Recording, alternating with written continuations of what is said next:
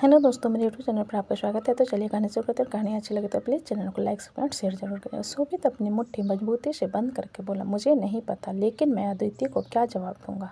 ऋतिक शोभित की बात सुनकर बोला, इसमें जवाब देने वाली कौन सी बात है? तुमने मारा है क्या उन्हें? शोभित ऋतिक की बात पर बोला, तुम्हें नहीं पता, अदिति बहुत इनोसेंट है, उसका दिल बहुत साफ है। जब उसे पता चला था कि उसके डैड अब इस दुनिया में नहीं रहे, वो रो रो कर पागल हो गई थी। और उसकी मॉम, पता नहीं मैं उसे कैसे संभालूंगा। राजीव शोभित की बात सुनकर बोला, हम ऐसा भी नहीं कर सकते कि तुम अदिति को मत बताओ, क्योंकि उसका हक है। लेकिन मुझे ऐसा लगता है जैसे ये डेविड उन लोगों की तरफ आते हुए बोला, मर्डर है। इंस्पेक्टर पांडे डेविड की बात पर बोले, आप इतने कॉन्फिडेंस के साथ कैसे कर सकते हैं?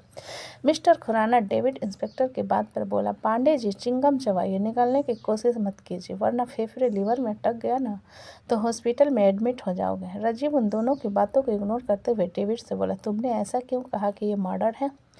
जिसे सुनकर डेविड अपनी आईब्रो ऊपर करके बोला, क्यों, तुम्हें नहीं लगता क्या ये कि एक मर्डर है, या तुम सोचते हो कि उन्होंने सुसाइड किया है? राजीव अपनी आंखें रोल करते हुए बोला, मैंने पूछा तुम इतने कॉन्फिडेंस के साथ कैसे कह सकते हो कि ये एक मर्डर है? डेविड राजीव की बात पर अपने पॉकेट से एक पॉलिथीन निकालता है जिसके अंदर नाखून थे।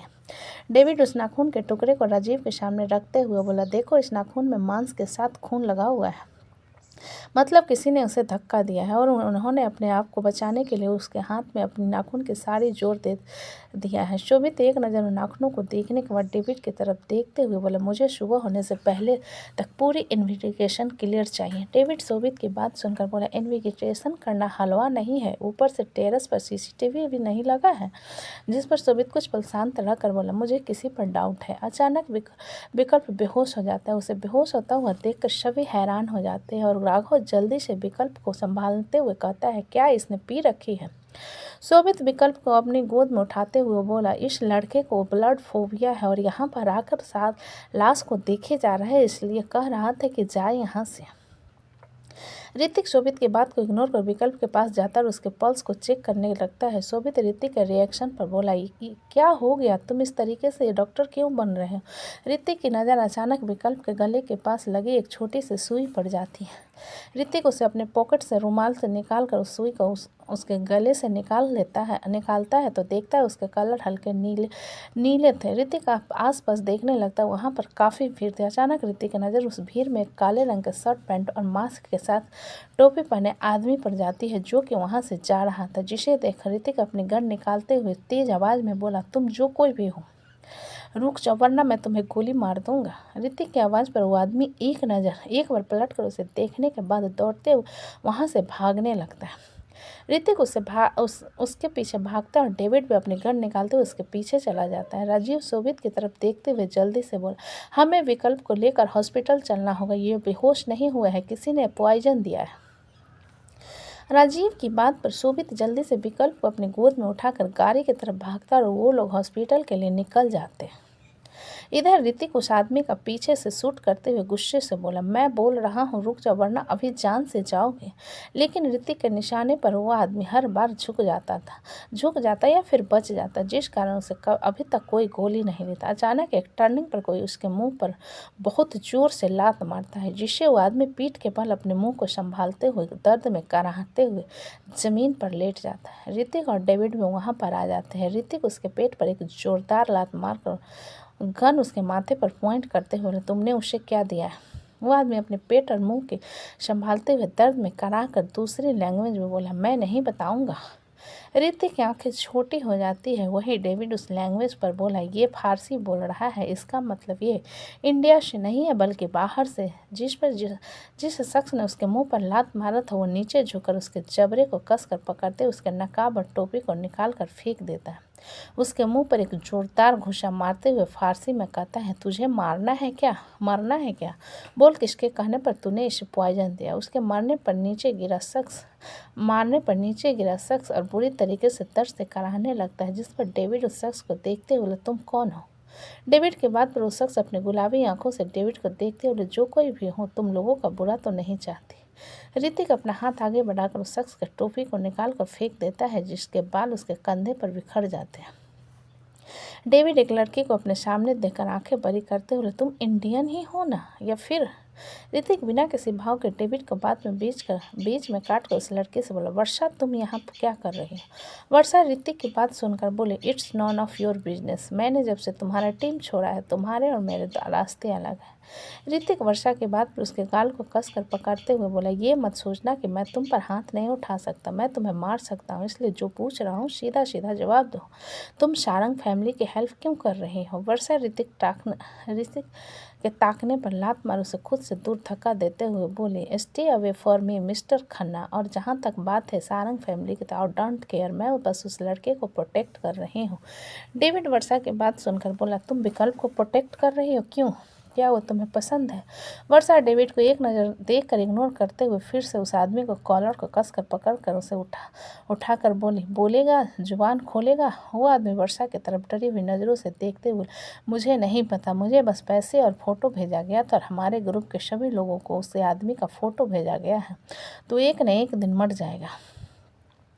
वर्षा अपनी गन निकालकर उसके माथे पर रखते हुए बोली, फिलहाल के लिए तू गोली खाकर मर। इतना कहकर उसके माथे पर गोली चला देती है। डेविड आंखें बड़ी बड़ी करके वर्षा को देखते हुए, ये तुमने क्या किया? हम उसके जरिए पता लगा सकते थे कि किसके कहने पर विकल्प को पॉइजन दिया है। वर्षा पूरे बॉडी को छूते उसके पॉकेट को चेक करती है तो उसके फ़ोन, वॉलेट और एक बिजनेस कार्ड के साथ एक छोटी सी शीशी में जिसके अंदर एक बहुत सारी पॉइजन से भरी हुई थी। वर्षा उस शीशी को अपने आंखों के सामने लाकर ध्यान से देखते हुए ऋतिक की तरफ फेंक कर बोली, इसका एंटीडोट बनवाने के लिए कहो एंड आई एम श्योर सुबह तक तुमसे ये काम हो जाएगा। इतना कहकर वर्षा आगे की तरफ चली जाती है। डेविड कन्फ्यूजन में उस जाता हुआ देखने के बाद ऋतिक की तरफ देखते हुए बोला, तुम दोनों एक दूसरे को जानते हो कैसे? और shut up, stop disturbing. Hrithik ने डेविड के बात को बीच में काट कर शीशी को देखते हुए कहा। डेविड ऋतिक की बात पर उसके हाथ से शीशी को ले लेता है और एक नज़र लाश को लात मारते हुए ऋतिक से कहता है, हमें निकलना चाहिए। तभी वहाँ पर इंस्पेक्टर पांडे आ जाता है और डेविड की तरफ देखते हुए कहता है, मैंने आपसे पहले ही कहा था कि कुछ दिन पहले ट्रैफिक सिग्नल के पास पर इन पर ही हमला हुआ था, लेकिन गलती से ट्रैफिक पुलिस को लग गया था। डेविड इंस्पेक्टर की बात पर उस लाश की तरफ इशारा करते हुए बोला, पहले इस कचरे को साफ करो, फिर मैं तुमसे बात करता हूँ। इतना कहकर डेविड और ऋतिक वहाँ से फॉरेंसिक डिपार्टमेंट के लिए निकल जाते हैं। अब आगे सुबह का वक्त सारंग विला में अदिति शोभित के सीने से लगी रोई जा रही थी। तभी बाहर कार आकर रुकती है जिसे शैलेंद्र अवस्थी बाहर आता और अंदर चला जाता है। शैलेंद्र अवस्थी को वहां देखकर शोभित को बहुत गुस्सा आता है, लेकिन वो अपने गुस्से को कंट्रोल करते हुए अदिति को संभालने लगता है। शैलेंद्र निधि जी के लाश को देखते हुए वहीं बाकी लोगों के बीच में बैठ जाते हैं और अदिति की तरफ देखते हैं जो बहुत ज़्यादा रो रही थी, इसलिए वह उठकर उसके पास जा उसे समझाते हुए कहते हैं, शांत हो जाओ अदिति, किसी की ज़िंदगी और मौत हमारे हाथ में नहीं होती। अदिति अपनी भीगी आंखों से शैलेंद्र की तरफ देखते हुए बोली, लेकिन उस मौत को गले न लगाना तो हमारे हाथ में होता है ना, और जिसने भी मेरी मम्मा के साथ ये किया मैं उसे छोड़ूंगी नहीं। शैलेंद्र अदिति को गले लगाने के लिए आगे बढ़ते हैं तो शोभित अदिति को और कसकर गले लगा लेता है, जिसे देखते हुए शैलेंद्र की मुठ्ठियाँ आपस में कस जाते हैं और वो चुपचाप पीछे हो जाते हैं। विप्लो को रोते हुए इधर उधर देख शोभित से बोला, बेकी भैया कहाँ हैं? रचना विप्लो का साथ देते हुए शोभित से बोली, विप्लो सही कह रहा है, विकी कहाँ है? कल रात को तुम्हारे पीछे निकला था शोभित रचना के सवाल पर थोड़ा सा घबरा जाता है, जिसे देखते हुए शैलेंद्र हल्का सा कटाक्ष करते हुए कहते हैं, शायद बताना नहीं चाहता। शोभित गुस्से में शैलेंद्र को घूरने लगता है तो मृत्युंजय अंदर रहते हुए कहता है, विकी को मैंने कुछ दिनों के लिए बिजनेस ट्रिप पर भेज दिया है, दिवाली से पहले तक आ जाएगा। मृत्युंजय का झूठ बोलने पर शैलेंद्र जी रविंद्रनाथ जी और पीताम्बर उसकी तरफ देखने लगते हैं, जिस पर मृत्युंजय उन्हें इग्नोर कर अदिति के पास आकर उसके बालों पर हाथ फेरते हुए बोला, अदिति। मृत्युंजय की आवाज़ पर अदिति उसके सीने से लग रोते हुए बोली, भैया मम्मा क्यों चली गई? मैं तो उन्हें परेशान भी नहीं करती। मृत्युंजय अदिति के बालों पर हाथ फेरते हुए बोला, अदिति मैं उन्हें वापस तो नहीं ला सकता, लेकिन अच्छा होगा कि वो जो चाहती थी तुम वही करो, एक अच्छा मुकाम तय करो, हमेशा शोभित के साथ खुश रहो और इसी में उनकी खुशी है। अदिति नम आंखों से मृत्युंजय की तरफ देखते हुए बोली, लेकिन मैं तो उनके साथ खुश होना, और मैंने कल ही स्टेट लेवल को पार किया है, तो मम्मा ऐसे मुझे छोड़कर क्यों चली गई? मृत्युंजय अदिति के आंसू को साफ करते हुए बोला, ताकि तुम और बड़ा मुकाम तय करो, अब रोना बंद करो। हमें किसी को रोते हुए विदाई नहीं देना चाहिए, क्योंकि जो इस दुनिया में आता है उसे एक दिन जाना होता है। मृत्युंजय की बात पर अदिति सुबकने लगती है, जिस पर मृत्युंजय शोभित को अदिति को संभालने का इशारा कर खड़ा हो जाता है।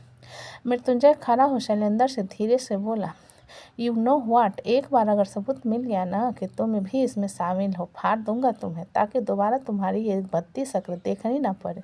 इतना कहकर मृत्युंजय एक वार्निंग लुक के साथ शैलेंद्र को देखते हुए अपने कमरे की तरफ चला जाता है।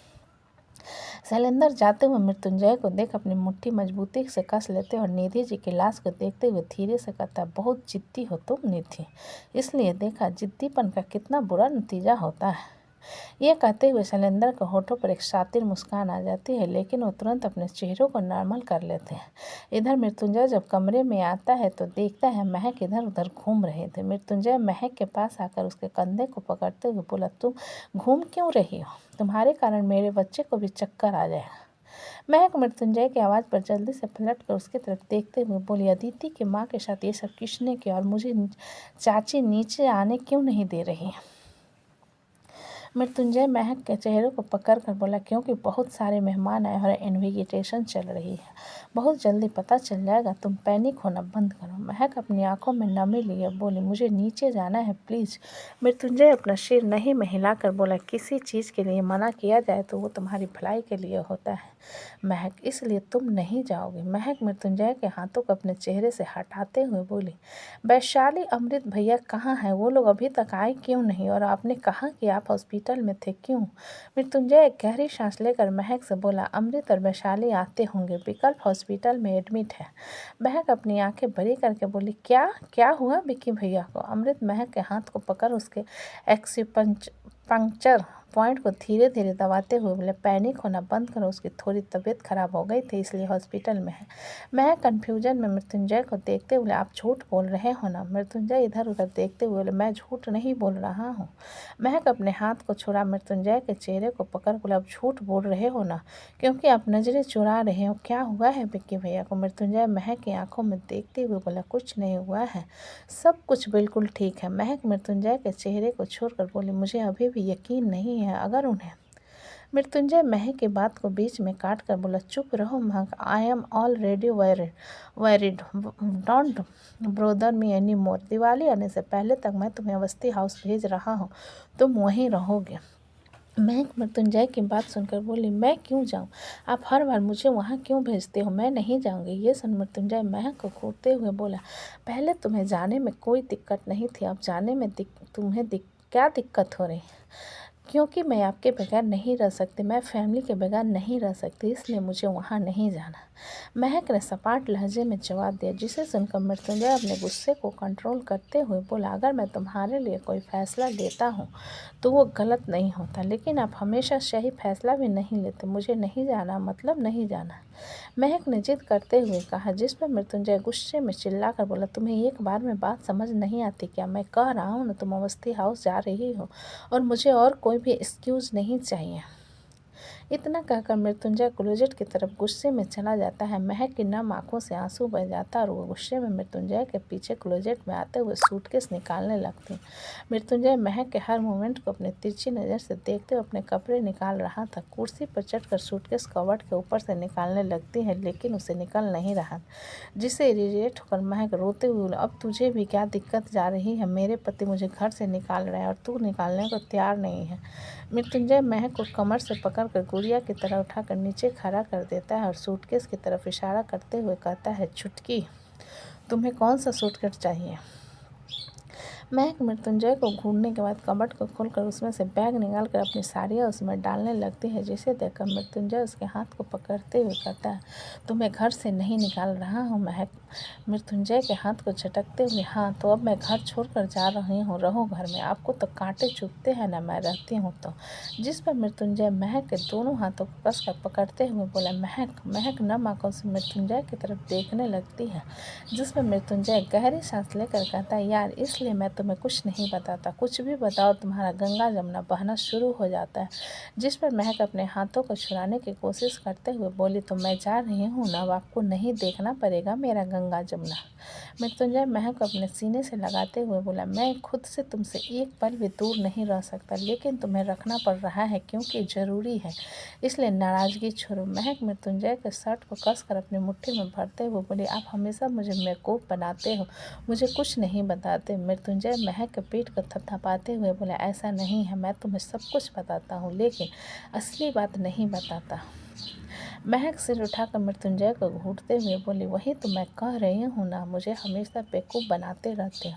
मृत्युंजय महक के होठों पर हल्का सा किस करके बोला, अच्छा ठीक है, गुस्सा छोड़ो और तुम्हें नीचे जाना था ना, चलो। इतना कहकर मृत्युंजय महक के हाथ को पकड़कर उसे नीचे ले आता है। महक कॉरिडोर में पहुँचते तो उसकी नज़र नीचे लगी भीड़ पर जाती है और सीधा लाश की तरफ देखती है तो उसके पूरे शरीर में एक सनसनी सी दौड़ जाती है। महक की आंखों में बेइंतहा आंसू बहने लगते हैं, जिसे देख कर मृत्युंजय कहता है, कमरे में जाओ। महक मृत्युंजय से हाथ छुड़ाकर कमरे की तरफ भाग जाती है। मृत्युंजय गहरी सांस लेकर नीचे आता है और शोभित की तरफ देखते हुए कहता है, अंतिम संस्कार का वक्त हो गया है। आदित्य मृत्युंजय की बात सुनकर शोभित को पकड़ते हुए, नहीं नहीं, आप ऐसा नहीं कर सकते, मेरी मम्मा को मुझसे दूर नहीं कर सकते। मृत्युंजय रचना की तरफ देखते हुए बोला, चाची अदिति को संभालिए। रचना मृत्युंजय की बात पर अपना सिर हिला अदिति को पकड़ते हुए बोली, अदिति शांत हो जाओ। अदिति रचना की तरफ देख रोते हुए बोली, माँ मेरी मम्मा। रचना अदिति को गले लगाते हुए बोली, मैं हूँ ना, रोना बंद करो। इतना कहकर रचना मृत्युंजय और शोभित को कंधा देने का इशारा करती है, जिस पर मृत्युंजय और शोभित अपना सिर हिलाकर लाश को वहाँ से सब लोगों के साथ ले जाते हैं। अदिति को संभालना थोड़ा मुश्किल था, लेकिन वहाँ पर रिया मीरा सब थी, इसलिए उसे संभाल कर कमरे की तरफ ले जाते हैं। तो दोस्तों, कहानी कैसी लगी मुझे कमेंट में लिखिए। अच्छी लगे तो प्लीज़ चैनल को लाइक करें, सब्सक्राइब करें और ज़्यादा से ज़्यादा शेयर करें। कहानी को पूरा सुनने के लिए धन्यवाद।